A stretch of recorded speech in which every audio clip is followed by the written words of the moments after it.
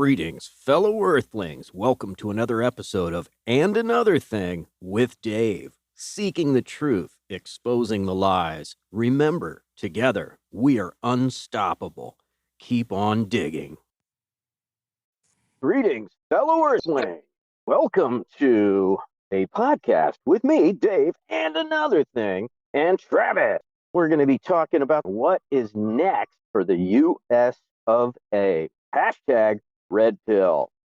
Now talk about a smokescreen, right? So here we are either we are operating or funding what they admitted as bioweapons research facilities in Ukraine. But they spun it so that if a new pathogen does escape, it's Russia that did it by bombing said biolab. But we have no culpability for creating or funding that biolab and working on these heinous, nefarious pathogens that in my business we have no business working with. I don't believe in gain of function research. I think it's Pandora's box. And once you open that box, you have no idea what's going to happen. Yep. You never know what exactly is going to be jumping out on that other side. That's right. This is stuff we can't guarantee. That's right. And the whole guise of when I call it a guise, because to me it's just so evidently bullshit, that gain of function research is to come up with a cure for something that might hypothetically be created in the future. We'll worry about that if and when that thing is created, but don't create it and thereby cause a hazard of it being released either intentionally or nefariously or by accident. Because I mean, come on, everybody has seen the movie 12 Monkeys, right? What could go wrong? What could go wrong? Please. Yep. You think like with everything that happens in the world, rather than using gain of function, like maybe we could like put that amount of like work and effort into, I don't know, a cure for cancer, diseases that already exist, rather than making up like, well, what if we, and then they just go into their like prepper dark fiction of what diseases could come up, and then they try and create it and then solve for it, and then be like, okay, but what if it's worse, and then make it worse until something that is just way out of hand. You're playing with fire. Eventually, you're gonna get bit with this. So, exactly. and we did get bit with it. You recall when Fauci had email leaks, and they're just panicking, going, "Is this one of ours?" And then it turned out that it was both China and him working with it. Yeah, there was biolabs that got leaked out with over in China, but we had our hands in that biolab too. This wasn't just a Chinese biolab with China only. Turned out U.S. Yeah, we kind of were a little involved on that one. Yeah, and the whole time we had the fox in the hen house. Yep, Fauci was tied to working with that lab. He brought $3.9 million over there to work on gain of function research at this lab. It was through a subsidiary of the National Institute of Health. So it wasn't the National Institute of Health doing it directly. They created a little subsidiary, so plausible deniability, right? But Fauci is directly leaked to that, and you nailed it. He even, his email was outed saying, "Oh God, is this ours?" Yeah. Could be, and nobody knows, right? We'll never know for sure if it was a lab leak or if it was intentionally leaked or how this started, right? Yep. And bringing it back to 9/11, all of what's happening today echoes when you, with things I was saying about, I just said his name earlier, the senator, Republican senator. Marco Rubio? Thank you. Yeah, with all of that echoes very much Bush and everything that happened with 9/11, saying we believe that there are WMDs, and most specifically, for people who aren't aware, yellow cake is like, that's borderline pure uranium. At that point, you have a functioning nuclear bomb. Right. So, and which was all proven to be BS, right? Yep. All proven to be BS and just media fabrication, government fabrication, but then parroted by the media. And you mentioned earlier how the media parrots things. People, if you want proof of this, and if you want an example of this, look up on YouTube. The Easter Bunny has extra spring in his step this year, and this is an example of a seemingly innocuous example of how the media, literally hundreds of outlets, were repeating the very same sentence. And WMDs was the same thing. Well, it's going to come in the form of a mushroom cloud, of a mushroom cloud, of a mushroom cloud, of a mushroom cloud. Yep, just like I was telling you earlier, with all the different screens written up by our journalists saying the exact same thing. This is for democracy, or our democracy is in jeopardy. And they'll all say the exact same thing. Yeah, exactly. Then bringing it forward to the Ministry of Truth, which is, I mean, I still can't believe this, dude. I'm pinching myself right now. Like, am I in the middle of a nightmare? No, I am fully awake and cognizant. Well, that ties in perfectly with 9/11, because that is going a subsection of the Department of Homeland Security. So, right, which I'm sure was brought about by 9/11. Yeah, and I'm sure it's going to be incorporated into part of the Patriot Act, whereby, if you cross the line and prevent misinformation, quote unquote, then said agency can be dispatched to round you up. These are scary times. So who knows? This podcast may cross that line. But I'm a warrior for truth. And while I can still breathe air freely, I am going to speak freely. That is my belief, and that is my God-given right, and I will defend that to the death. I've got an article here from The Hill, Joe Biden's Ministry of Truth by Joe Concha, opinion contributor 5122. Oh, wow. So today at 8 a.m., the views expressed by contributors are their own and not the view of The Hill. So a disclaimer from the publisher right there. The Biden administration's Department of Homeland Security announced this week that it has launched what is being dubbed a disinformation governance board to combat quote unquote misinformation. No, really, a government agency creating a quote unquote Ministry of Truth to combat what is deemed misinformation. And it's going to fall under the leadership of the DHS, Department of Homeland Security, Secretary Alejandro Mayorkas, the guy presiding over the worst border crisis of our lifetime, who publicly denies it as a crisis at all, while privately admitting it is.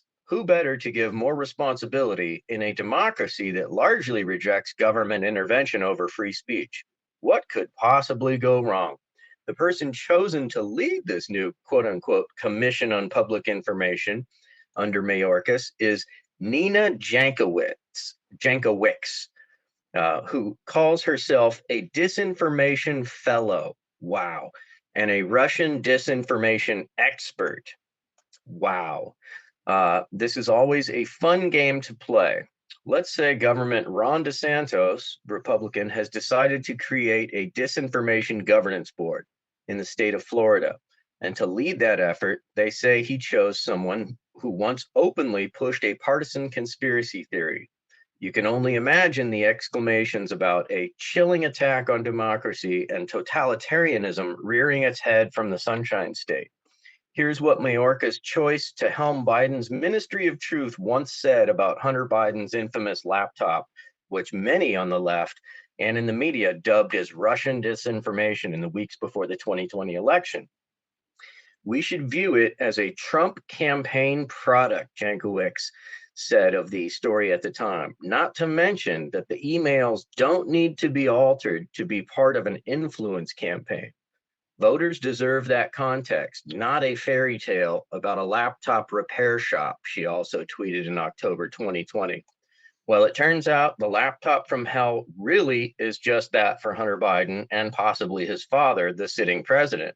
The New York Times and the Washington Post both pushed the same conspiracy theory that the laptop came from Russia to hurt Joe Biden and help Donald Trump, recently confirmed that the laptop and its contents belong to Hunter Biden. A federal investigation into Hunter's expanding, with reports that he may have violated money laundering, tax, and foreign lobbying laws. The new head of the Ministry of Truth isn't tweeting much about that investigation these days. Why is that? Jankowicz, also a big fan of the now discredited and laughable Steele dossier. Here's what she tweeted about a great appearance of the Christopher Steele, about a guest appearance that Christopher Steele made on something called the Infogation podcast. Listened to this last night. Chris Steele, yes, that Chris Steele provides some great historical context about the evolution of disinfo. Worth a listen. Steele's sources have since now proven not to be credible. His allegations of Russian collusion with the Trump campaign, of Russian hookers, and of P-tapes also not credible. Yet Jankowicz once recommended that we listen to that Chris Steele when it comes to disinformation. And here's what she tweeted in recent days about Elon Musk's purchase of Twitter.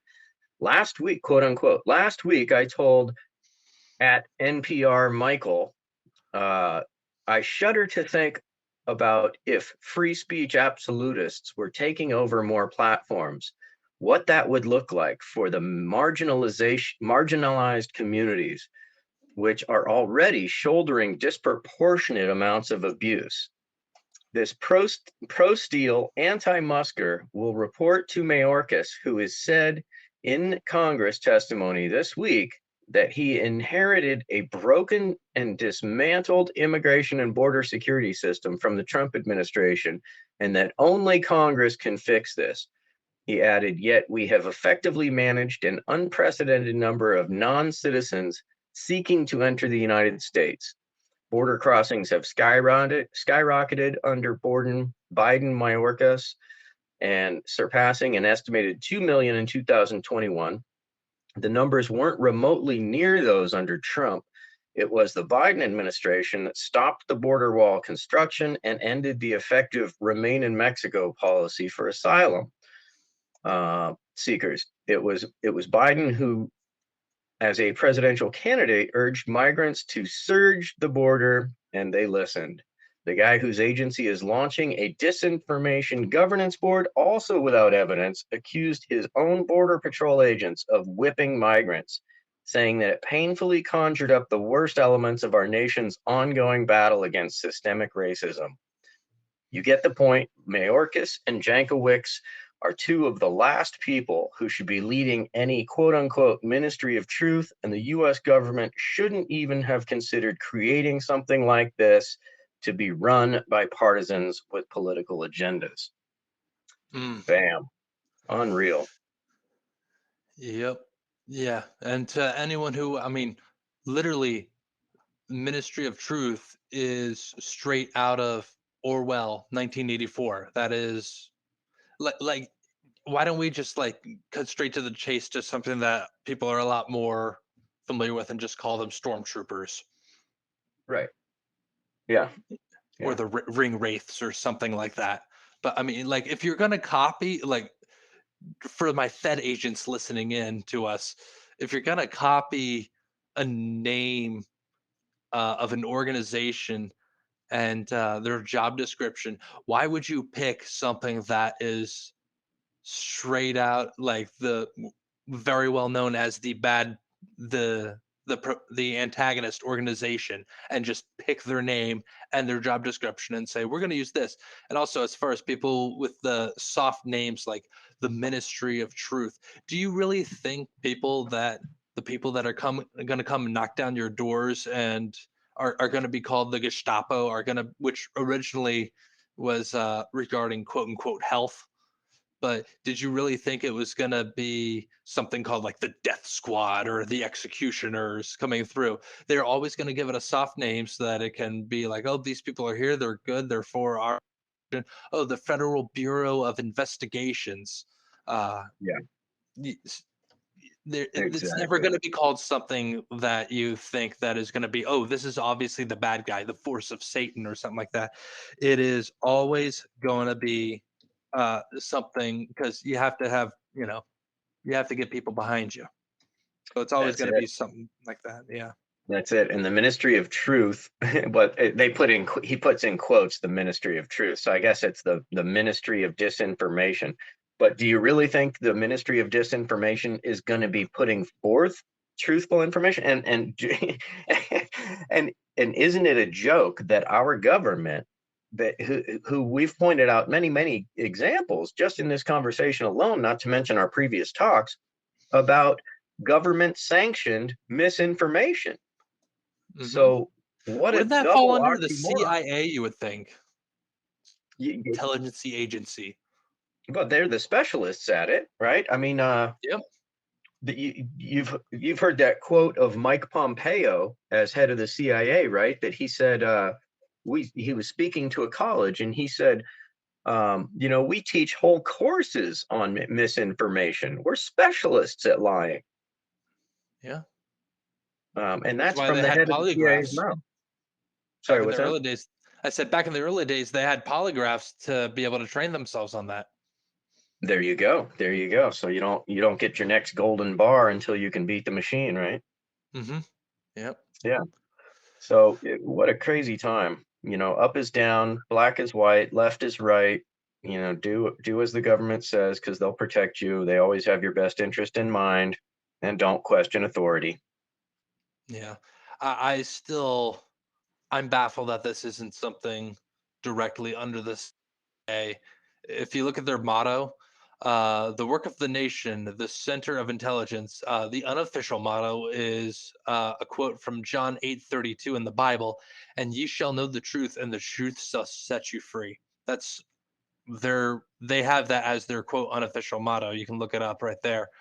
Wow. So yeah, the Ministry of Truth, and then they quote John 8:32. I feel I feel like there's a little more to this than what they're letting on to, obviously. But hey, now that we have the Patriot Act, now they have that means we can have the Department of Homeland Security Agency and the CIA all in it together. So I'm sure that it's meant to overlap.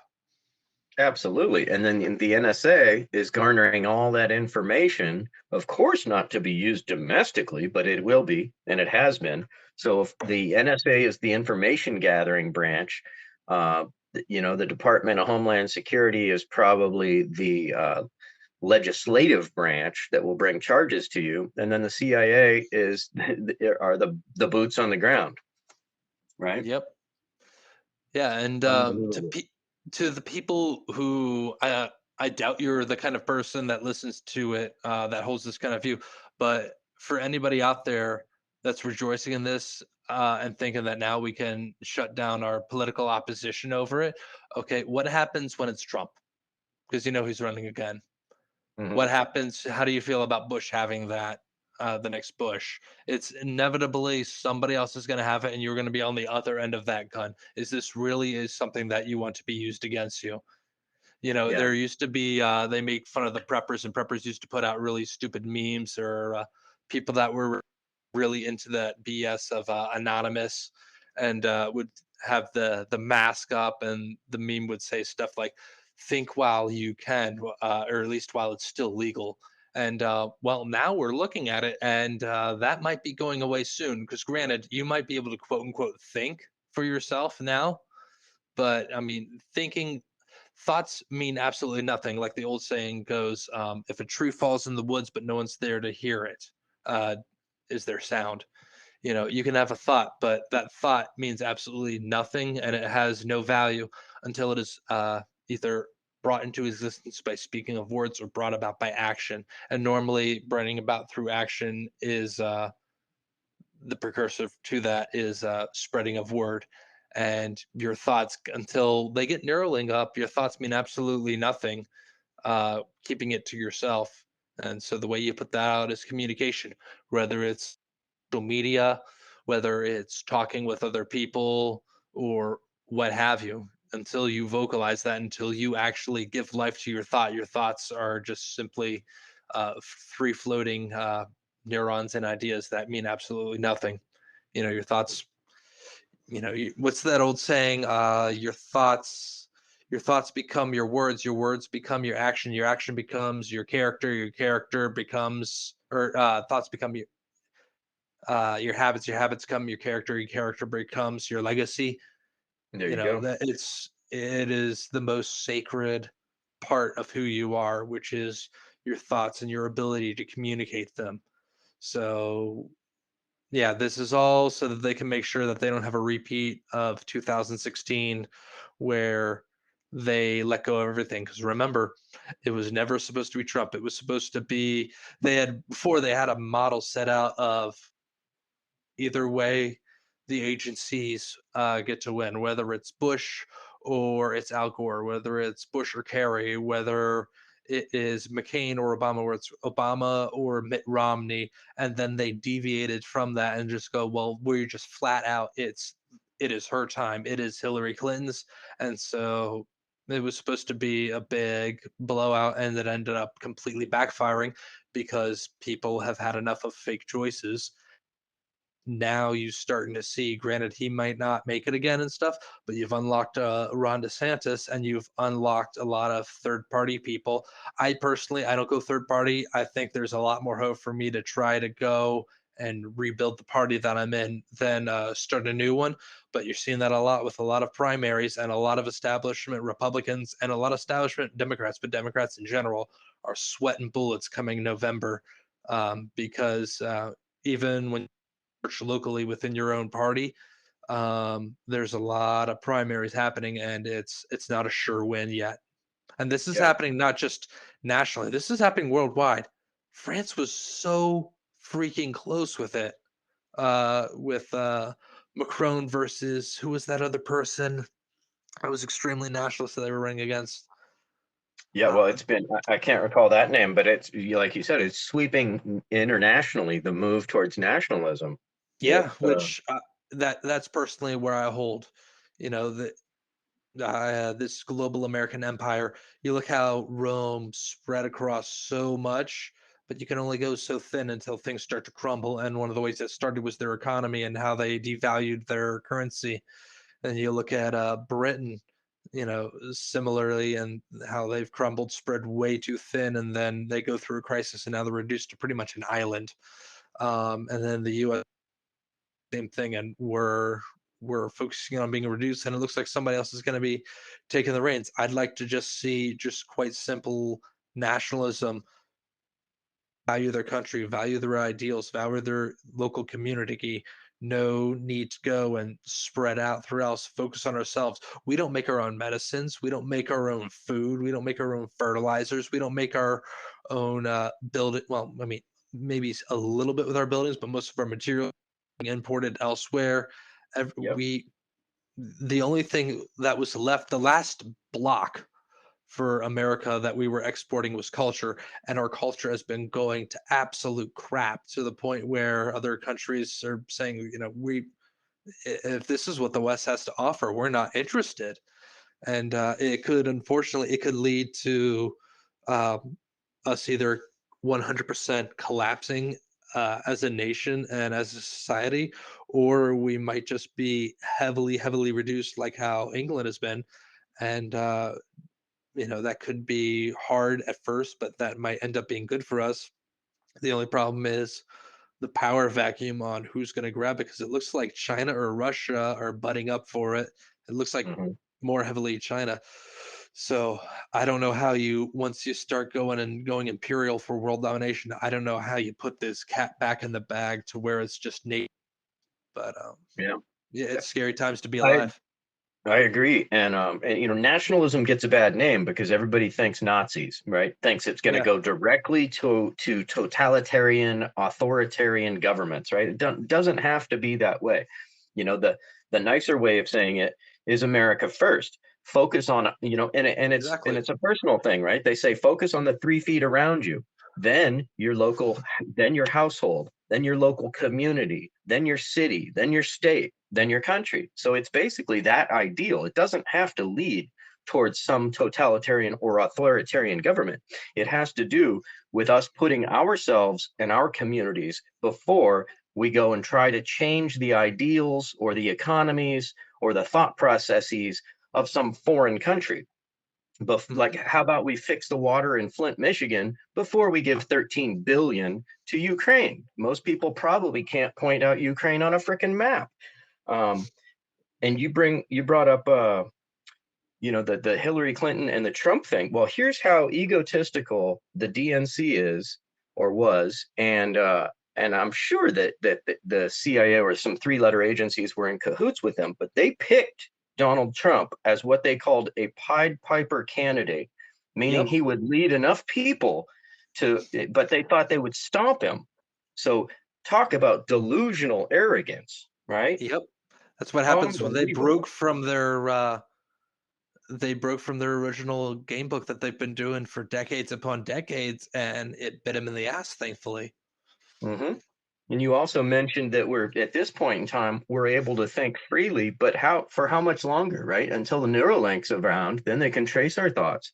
I mean, this is directly, it links to the movie The Minority Report, and the Bureau of Pre-Crime. Like, oh, you were considering, committing a crime. You are under arrest.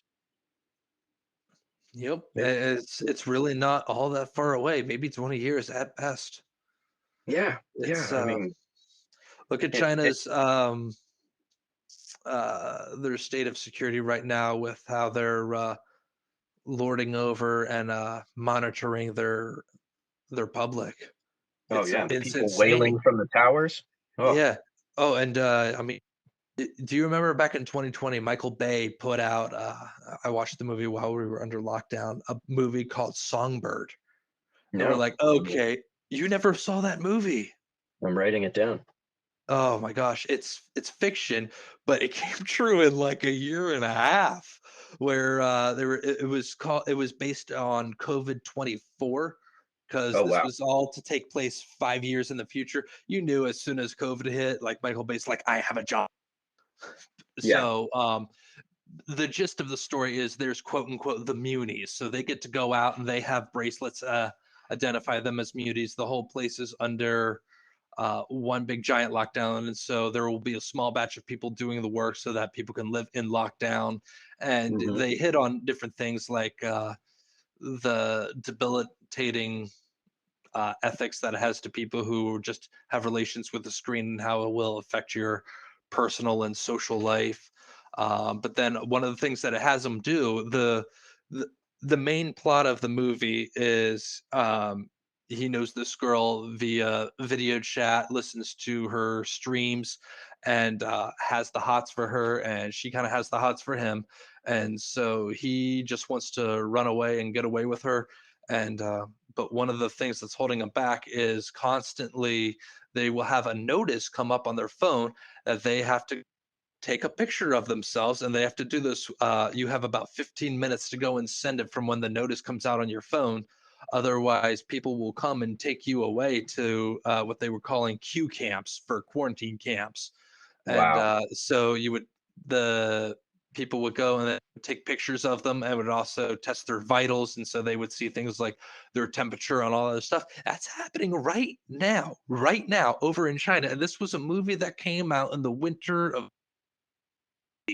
but that's happening right now. And then what happens is the villain will come and with people over in gas masks and hazmat suits, take them away. And, oh, well, you were considered a close contact, so you're getting taken away to a Q zone. And so that's the general premise. And so he's trying to get her falsified bracelet saying that she's immune, so they can go and run away and have their love life together. But it's not quite as easy as you would things were set up. But that's just the basic premise, and we're living in it in 2022.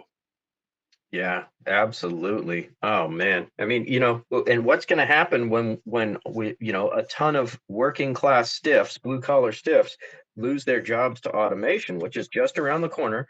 Like you said, that the Minority Report's 20 years in the future. Well, Elon Musk says self-driving cars are 5 years in the future. 50% of all non-skilled labor are driving jobs. So 50% of non-skilled labor, boom, out the window. And then how soon is it before we have, robots flipping burgers, your barista at Starbucks, a waitress? I've already been to a sushi joint where a robot brought you the food. Yeah. So, do you guys have Giants out west over in California? Not anymore. Oh, okay. Yeah, well, we have giants here, and they have robots that'll roam around and secure and do. I mean, it's in. They put googly eyes on it so that you can make quote Oh, unquote eye contact with it. But it you're rolls talking about a around. security apparatus. I don't know if it's security apparatus, but it's there to do jobs like check out on shelves, make sure that things are properly put away, take inventory, things like that. But that's going to be blue collar jobs gone. But as far as your timing is probably off with automated driving since quote unquote the great honkening came out over in Canada, and a small blip of it over in the US where they were having those truckers do that massive protest where they clogged up all the streets and just wailed on their horns Oh yeah. to protest that they got in touch with a whole bunch of people working on this stuff and be like, you need to make this priority numero uno. So Yeah. Well, that will be the first chip to fall, I believe, will be to get rid of drivers so that they don't have to worry about that kink in their supply chain. absolutely. And the self-driving semi already exists. It's Hmm. got one seat in the center of the cab so that somebody could hypothetically sit there, but that seat could be eliminated very simply. Yep. This just brings up crazy stuff. We have these FEMA camps that are sitting empty. We're looking at mass automation of a huge portion of our jobs. We're an undereducated country, so we don't have a lot of people that would qualify for higher level or professional jobs. So what happens to all these people? Do we grind them into dog food? Is that Yeah. what's going to happen? I, uh, well, Soylent one of Green. them, There was a movie about one of that. them that they were working on in the early years of the Obama administration was, for some reason, FEMA saw the need to go and build guillotines, like French Oh, Revolution stuff. yeah. Talk about cheap way of and then you just automate it with a solar panel and forget about it, right?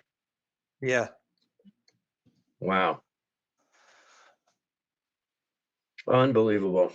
Well, I don't Yeah. know. Maybe I think this has been a great one. This is probably a good point to wrap it with the automated guillotine taking over. Yeah. Um, it's scary times, but here it is in our face. Sad but true. I've seen this coming for a long time. I was hoping I wouldn't be right, but it keeps ending up that my predictions are becoming reality, and it's going to get worse before it gets better. I've been saying that for a long time. Yeah. What do you got for our listeners to close out with, Trav? Um, well, right now it seems like the only thing that's really happening on the news is Elon Musk related, and unfortunately, Ministry of Truth wraps right into that. So I'd say be keeping an eye on that. Other than that, I've been saddled with a whole lot of stuff hitting my life all at once. But on Anchor, I will be starting to have a show up, hopefully sometime in mid-June. So start to look out for that soon. In the meantime, you can catch me over on Stereo. I am the Thunder Monkey. I do some talks with Daves, and I do a little independent stuff as well. Be sure to check me out there, and you can follow me on Getter as well. I'll be expanding to more media sites soon. Probably now, thanks to Elon, I might even be opening up a Twitter soon. But that's all I got for me now. That's awesome. Yeah, I've got high hopes for Twitter, becoming an actual platform for free speech. Thank you, Travis. This has been a great talk. Thank you for people for tuning in. Please check out my podcast and Another Thing with Dave. You can hear the previous talks that Travis and I have done. We've done 6 previous episodes, the last being called The New Alliance Forming as an Old Currency Dies. That's a 3-part series. And then before that was the World War III, the Fourth Turning, and the New World Order. And that's also a 3-part series. And this will be chopped up and put out on 20 different outlets as a 3-part series. I just want to thank everybody for listening. I want to thank you, Travis, and look forward to our Pleasure as next always. talk. Have a wonderful day. You as well, my friend. Take care. Take care. Thank you for tuning in to another episode of And Another Thing with Dave. If you're digging what I'm doing, picking up what I'm throwing down, please do share with friends and on social media. Until next time, keep on digging for the truth.